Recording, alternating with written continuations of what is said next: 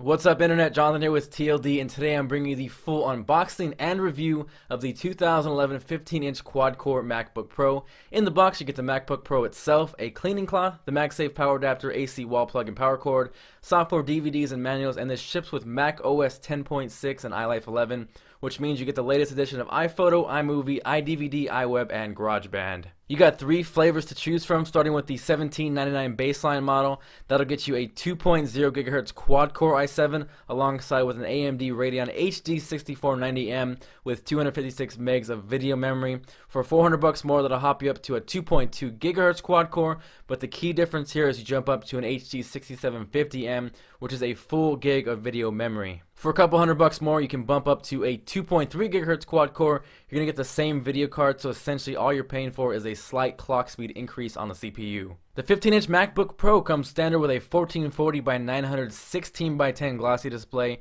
For $100 more, you can upgrade to the 1680 by 1050 high-res display. An additional $50 on top of that will get you the high-res and the anti-glare. The model I'm looking at is the high-res anti-glare. It's going to maintain the 16:10 aspect ratio. The big thing you're going to notice is sharper text, and you get 36% more pixels, which is a huge plus if you're doing Photoshop, Final Cut, really any media editing software. Aesthetically, you'll notice the anti-glare comes with a silver bezel, not the black like the standard glossy display.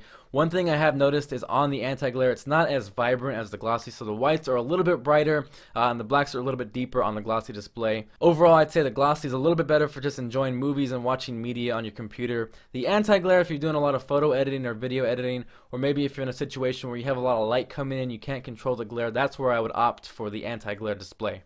I'm actually taking a look at the 2.3 GHz version of the quad-core i7 CPU. This is going to actually have 4 physical cores clocked at 2.3 GHz, and what's cool about it, if you're using heavy apps like Final Cut, Photoshop, it's going to intelligently overclock up to 3.4 GHz with Intel Turbo Boost. Another cool Intel feature is hyperthreading, so while this is a physical quad-core, the OS will see and utilize this as 8 threads. Now, if you're wondering if this is faster than the previous iteration of the 15-inch i7 MacBook Pro, with the addition of 2 more physical cores, it's up to 50% faster, and as you guys can see from the Geekbench, it nearly doubles the score. There's actually been no changes to the design, so it's going to maintain that same aluminum unibody look. It's going to measure in at 14.3 inches wide, less than an inch tall, and weighs about 5.6 pounds. All MacBook Pros feature a multi-touch glass trackpad. You can either physical click or tap to click. There's also a lot of multi-touch gestures. You guys can check out a link down below if you want to learn more about that. You get a backlit keyboard, an 8x slot loading super drive, and stereo speakers with a built-in subwoofer. They sound decent, they're very usable, but they're not the best in the world. Moving along to what's new, all 2011 MacBook Pros feature a FaceTime HD camera, which captures video at 720p 30 frames per second. It also has an improved microphone built in, so it sounds and looks pretty good. If you guys want an example of how it looks and sounds, go ahead and click this annotation right here. One of the biggest additions to the MacBook Pro line was the inclusion of Thunderbolt.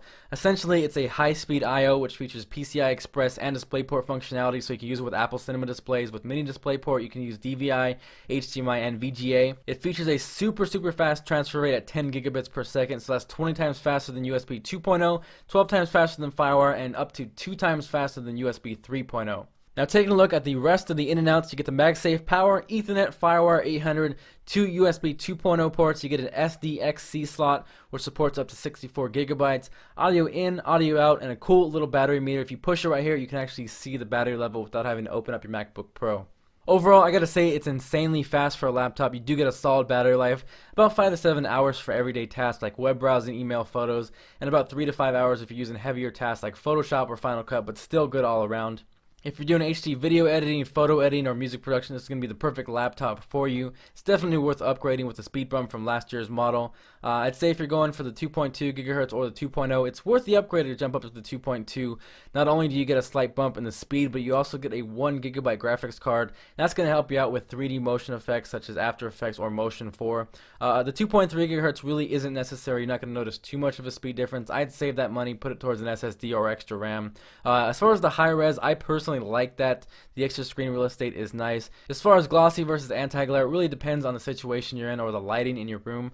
Some people like glossy better, some people like anti-glare. I will say the blacks pop a little more, colors are a little bit more vibrant on the glossy if that helps you make a decision. If you're doing audio or video work, I would say upgrade to the 7200 RPM hard drive or an SSD for optimal performance, and also upgrade to 8 gigs of RAM. Do that on your own though. I'll post a link where to pick that up. That's going to help you out with multitasking. So I hope you guys enjoyed this review. If it helps you out and you're looking to pick up a new MacBook Pro, if you use a TLD Amazon store, you can save a few bucks. Plus, you don't pay sales tax, which is like 7 to 10% extra on top of the savings, depending where you live. I'll post that link down below. As always, if you guys are brand new, feel free to subscribe. I've got a lot of cool tech videos here and on the way. Thank you guys for watching, commenting, and I'll catch you guys later.